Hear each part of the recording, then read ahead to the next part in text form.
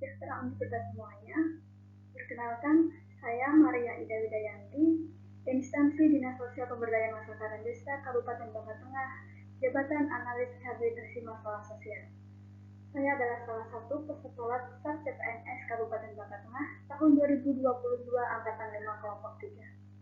Pada kesempatan kali ini saya akan mengidentifikasi isu-isu manajemen ASN atau Smart ASN di unit kerja Dinas Sosial Pemberdayaan Masyarakat dan Desa Kabupaten Bangka Tengah. Identifikasi isu yang pertama adalah belum optimalnya penyaluran bantuan terhadap korban terdampak bencana alam. Penyebabnya adalah banyaknya rumah warga yang rusak akibat bencana alam seperti puting beliung ataupun kebakaran. Sampai dengan Agustus 2022, tercatat ada 52 KK yang membutuhkan bantuan bahan material bangunan, sehingga dana yang dianggarkan tidak mencukupi. Dampaknya adalah penyaluran bantuan bahan baku bangunan menjadi terkendala, sehingga warga masyarakat harus menunggu mendapatkan bantuan. Pihak yang terkena dampak adalah warga masyarakat yang terdampak bencana alam. Identifikasi isu yang kedua adalah kurang disiplinnya beberapa pegawai, seperti terlambat datang ke kantor serta sering meninggalkan pekerjaan pada jam kerja. Penyebabnya, kurangnya kesadaran dan motivasi pegawai, masih adanya kelemahan dari sistem aplikasi presensi kehadiran yang membuat ASN masih memungkinkan untuk melakukan pelanggaran, serta tidak adanya punishment yang menimbulkan efek jera. Dampak, penyelesaian pekerjaan menjadi tertunda dan tidak tepat waktu, serta menurunkan tingkat akuntabel ASN di masyarakat, serta menimbulkan citra buruk bagi ASN. Pihak yang terkena dampak adalah APD terkait, karena pekerjaan-pekerjaan menjadi terlambat diselesaikan. Warga masyarakat yang seharusnya lebih cepat mendapat pelayanan menjadi tertunda atau tidak segera. Identifikasi isu yang ketiga adalah belum dimanfaatkannya TIK sebagai media dalam menjalankan pekerjaan sehari-hari di lintas PSD dengan maksimal. Penyebabnya adalah kurangnya kemampuan pegawai dalam memanfaatkan kemajuan TIK untuk kemudahan pekerjaan di kantor. Dampaknya, penyimpanan data atau dokumen-dokumen kantor masih bersifat manual, sehingga banyak berkas ataupun dokumen-dokumen yang bertumpuk di lemari atau rak yang ada di dalam ruang kantor. Dampak yang lainnya adalah dapat menimbulkan pemanasan global karena penggunaan kertas yang tidak dibatasi. Pihak yang terkena dampak adalah para pegawai itu sendiri karena proses penyelesaian pekerjaan tidak dapat diselesaikan dengan segera. Bisa pula berakibat untuk masyarakat global karena penggunaan kertas yang tidak dibatasi ini dapat menyebabkan pemanasan global ataupun kerusakan lingkungan. Identifikasi isu yang keempat adalah masih adanya pelanggaran kode etik dan kode perilaku ASN. Penyebabnya kurangnya kesadaran diri pribadi masing-masing ASN, sehingga tidak memegang teguh nilai-nilai dasar berakhlak, seperti tidak menciptakan suasana harmonis di lingkungan kerja, lalu terjadi perselisihan antar pegawai, saling menjelekkan antara satu dan yang lainnya, dan lain-lain. Dampaknya, penyelesaian tugas dan pekerjaan jadi kurang maksimal, serta suasana lingkungan kerja menjadi kurang nyaman. Yang terkena dampak adalah warga masyarakat dan juga internal OPD itu sendiri. Identifikasi isu yang kelima adalah pendataan korban bencana alam masih kurang maksimal. Penyebabnya, kurangnya kemampuan yang dimiliki ASN untuk mengumpulkan data secara lengkap dan valid. Kurangnya koordinasi dengan pihak-pihak terkait seperti PSM maupun pihak kelurahan dalam sistem pendataan. Dampaknya, penyaluran bantuan menjadi terhambat atau kurang tepat sasaran. Yang terkena dampak adalah warga masyarakat yang terdampak korban bencana alam. Identifikasi isu yang keenam adalah pemanfaatan aplikasi medsos belum dilakukan secara maksimal oleh ASN di PMD. Penyebabnya masih kurangnya kemampuan pegawai di bidang TIK. Dampaknya masih banyak warga masyarakat yang belum mengetahui program-program bantuan yang dijalankan oleh Dinsos PMD. Pihak yang terkena dampak adalah warga masyarakat. Identifikasi yang ketujuh adalah pengajuan bantuan masih bersifat manual dan lama prosesnya.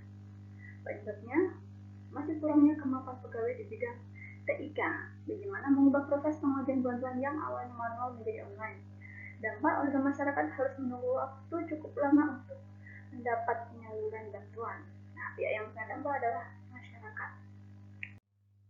Selanjutnya, untuk menganalisis isu-isu tersebut, menggunakan metode APKL, yaitu problematika kelalaian dan layak untuk menentukan isu yang akan diangkat dan dicari solusi penyelesaiannya. Nah, metode PKL ini menggunakan teknik scoring dalam penetapan prioritas isu. Nah, isu yang memiliki total skor tertinggi merupakan isu yang menjadi prioritas utama untuk diangkat. Nah, aktual merupakan aspek yang melihat apakah isu tersebut benar-benar terjadi dan sedang hangat dibicarakan dalam masyarakat. Problematik yaitu aspek yang melihat apakah isu tersebut memiliki dimensi masalah yang kompleks sehingga perlu dicarikan segera solusinya.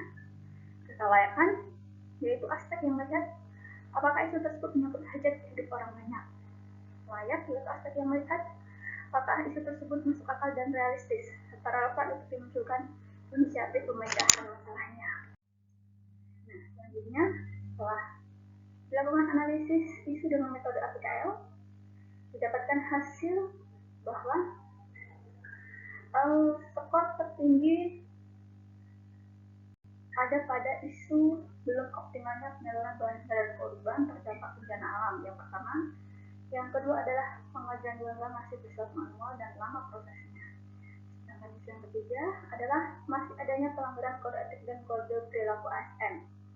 Nah, dari tiga isu yang didapat melalui analisis menggunakan metode APKL ini, kita melanjutkan analisis isu dengan menggunakan metode USG atau Urgency, Seriousness, and Growth, di mana dengan mempertimbangkan tingkat kepentingan, keseriusan, dan perkembangan.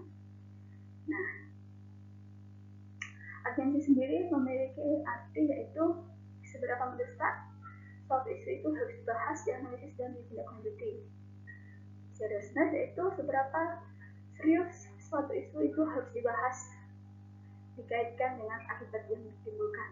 Kedua adalah seberapa besar kemungkinan memburuknya isu tersebut jika tidak ditangani sebagaimana mestinya.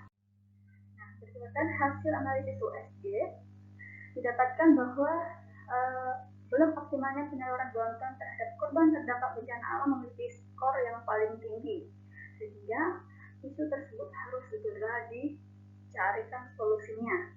Nah, jika isu tersebut tidak dicarikan solusinya dengan segera, maka apa yang akan terjadi? Nah, yang terjadi adalah tidak meratanya bantuan dukungan psikososial, dalam hal ini adalah bantuan berupa bahan baku bangunan untuk korban terdampak bencana alam. Lalu timbulnya problem masyarakat terhadap kinerja ASN di Dinsus PMD dalam menangani korban terdampak bencana alam. Selanjutnya timbulnya kecemburuan sosial antara warga yang sudah menerima pelayanan dukungan psikososial dengan warga yang belum menerima pelayanan dukungan psikososial. Nah, ini benar-benar merupakan core issue yang benar-benar hangat dibicarakannya, karena di sini dari Bapak Pos dari berita tersebut memuat bahwa anggaran yang tersisa itu hanya tersisa ratusan ribu rupiah, padahal masih banyak warga terdampak bencana alam yang belum mendapatkan bantuan. Nah, selanjutnya analisis isu menggunakan diagram fishbone untuk mengetahui penyebab dari sebuah masalah. Nah, ini adalah gambaran diagram fishbone di mana isu belum optimalnya penyaluran bantuan terhadap korban terdampak bencana alam karena beberapa sebab, yaitu budaya, adanya unsur tebang pilih dalam pengajuan bantuan. Ya. Lalu dari sistem organisasi itu sendiri, karena kurangnya inisiatif untuk terjun langsung ke lapangan dalam pendataan korban terdampak bencana alam. Jadi hanya mengandalkan laporan-laporan dari ASN sendiri. Terus masyarakat, banyaknya warga masyarakat yang terdampak bencana alam, padahal anggarannya masih sangat terbatas. Lalu dari pemerintah sendiri terbatasnya anggaran untuk pelayanan dukungan sosial. Nah, sejauh ini hanya 70 juta rupiah yang dianggarkan untuk penanganan darurat bencana alam seperti itu. Nah, selanjutnya ini adalah gagasan kreatif pemecahan core issue. Nah, ini ada beberapa kegiatan dengan beberapa tahapan kegiatannya.